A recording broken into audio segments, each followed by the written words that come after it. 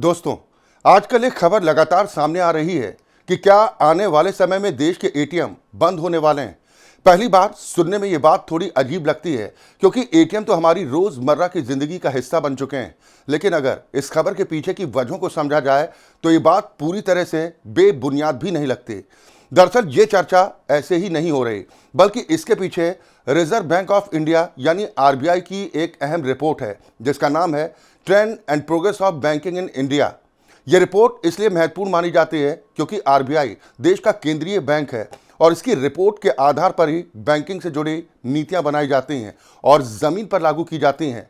इस रिपोर्ट में जो आंकड़े सामने आए वो काफी चौंकाने वाले हैं। यह रिपोर्ट बताती है कि पहले जिस रफ्तार से एटीएम लगाए जा रहे थे, अब वो रफ्तार काफी धीमी हो चुकी है।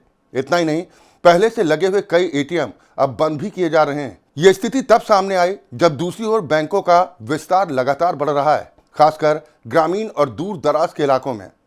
दोस्तों, रिपोर्ट के मुताबिक इस समय देश में करीब 2,51,000 एटीएम मौजूद हैं, लेकिन पिछले एक वर्ष में इनमें से लगभग 2,300 से ज्यादा एटीएम बंद हो चुके हैं। सबसे ज्यादा एटीएम बंद करने वाले बैंक प्राइवेट सेक्टर के बैंक हैं, यानी जो निजी बैंक हैं। उन्होंने अपने एटीएम नेटवर्क में सबसे ज्यादा कटौती की है। यह अपने आप में एक बड़ा बदलाव है क्योंकि एक वक्त ऐसा था जब हर बैंक ज्यादा से ज्यादा एटीएम लगाने की होड़ में लगा हुआ था। अब सवाल ये उठता है कि जब बैंक अपना विस्तार कर रहे हैं, नई शाखाएं खोल रहे हैं, तो फिर एटीएम क्यों बंद किए जा रहे हैं? इसका सबसे बड़ा कारण है डिजिटल पेमेंट का तेजी के साथ बढ़ना। आज के समय में ज्यादातर लोग मोबाइल फोन से ही अपने ज्यादातर काम कर लेते हैं। बिजली का बिल भरना हो, मोबाइल रिचार्ज करना हो, घर का किराया देना हो, टिकट बुक करनी हो या फिर किसी को पैसे भेजने हो, सब कुछ मोबाइल से ही हो जाता है। ऐसे में लोगों की नकद पैसे निकालने की जरूरत पहले के मुकाबले काफी कम हो गई। पहले लोग हर छोटे बड़े खर्च के लिए एटीएम से पैसे निकालते थे, लेकिन अब वही काम यूपीआई, मोबाइल बैंकिंग और इंटरनेट बैंकिंग के जरिए हो रहा है, जिसका सीधा असर एटीएम के इस्तेमाल पर पड़ा है। जब एटीएम से लेन देन कम होगा तो उन्हें चलाने का खर्च बैंकों के लिए भारी पड़ने लगेगा। एटीएम में नकदी भरना, मशीन की देखरेख करना, सुरक्षा का इंतजाम करना, ये सब बैंक के लिए अतिरिक्त खर्च बन जाता है। आरबीआई की रिपोर्ट ये भी बताती है कि वित्तीय वर्ष 2025 में देश में कुल एटीएम की संख्या में गिरावट दर्ज की गई। वित्तीय वर्ष 2024 में एटीएम की संख्या ज्यादा थी, लेकिन 2025 में यह संख्या घट गई। प्राइवेट बैंकों के एटीएम की संख्या करीब 79,000 से घटकर लगभग 77,000 के आसपास आ गई।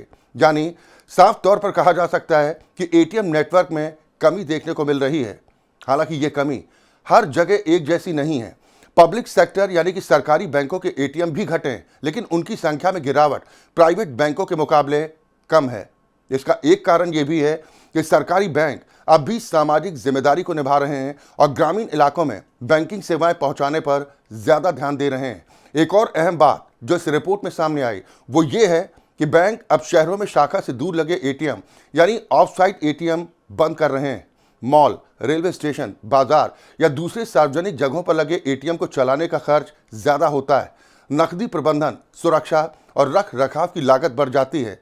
जब लोग इन एटीएम का कम इस्तेमाल करने लगते हैं तो बैंक उन्हें बंद करना ज्यादा सही समझते हैं। लेकिन यहाँ एक दिलचस्प बदलाव भी देखने को मिल रहा है। जहां बैंक के अपने एटीएम कम हो रहे हैं, वहीं व्हाइट लेबल एटीएम की संख्या बढ़ रही है। व्हाइट लेबल एटीएम दरअसल वो होते हैं जिन्हें बैंक नहीं बल्कि गैर बैंकिंग कंपनियां चलाती हैं। ये एटीएम खास तौर पर ग्रामीण, दूर दराज और दुर्गम इलाकों में लगाए जाते हैं जहां बैंक की शाखा खोलना मुश्किल होता है। ऐसे इलाकों में आज भी नकद की जरूरत बनी हुई है और इसीलिए वहां व्हाइट लेबल एटीएम उपयोगी साबित हो रहे हैं। दूसरी ओर अगर बैंक शाखाओं की बात करें तो उनकी संख्या घट नहीं रही बल्कि बढ़ रही है। 31 मार्च 2025 तक देश में करीब 1.64 लाख बैंक शाखाएं हैं और इनमें सालाना करीब 2.8% की वृद्धि दर्ज की गई। इसका मतलब यह है कि बैंक पूरी तरह से फिस्कल सिस्टम को खत्म नहीं कर रहे, बल्कि एटीएम की जगह शाखा आधारित सेवाओं पर ज्यादा ध्यान दे रहे हैं। नई शाखाओं के विस्तार से भी पब्लिक और प्राइवेट बैंकों के बीच फर्क साफ दिखाई देता है।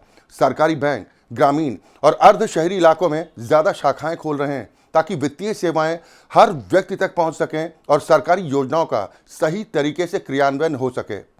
वहीं प्राइवेट बैंक का झुकाव ज्यादा शहरी और मेट्रो इलाकों की ओर है, जहां ज्यादा कमाई और कम जोखिम होता है। अगर पूरे मामले को समझा जाए तो साफ तौर पर कहा जा सकता है कि डिजिटल भुगतान ने एटीएम की जरूरत को काफी हद तक कम कर दिया है। जब लोग मोबाइल से ही ज्यादातर काम कर रहे हैं तो एटीएम का इस्तेमाल घटना स्वाभाविक है। इसके साथ ही एटीएम को चलाने का खर्च भी बैंकों के लिए बोझ बनता जा रहा है और इसीलिए वो अपने एटीएम नेटवर्क को धीरे धीरे कम कर रहे हैं। हालांकि इसका ये मतलब नहीं है कि एटीएम पूरी तरह से खत्म हो जाएंगे। भविष्य में कम संख्या में लेकिन ज्यादा स्मार्ट एटीएम देखने को मिल सकते हैं। कैश रिसाइकलिंग मशीनों का इस्तेमाल बढ़ सकता है। ग्रामीण इलाकों में व्हाइट लेबल एटीएम की जरूरत बनी रहेगी।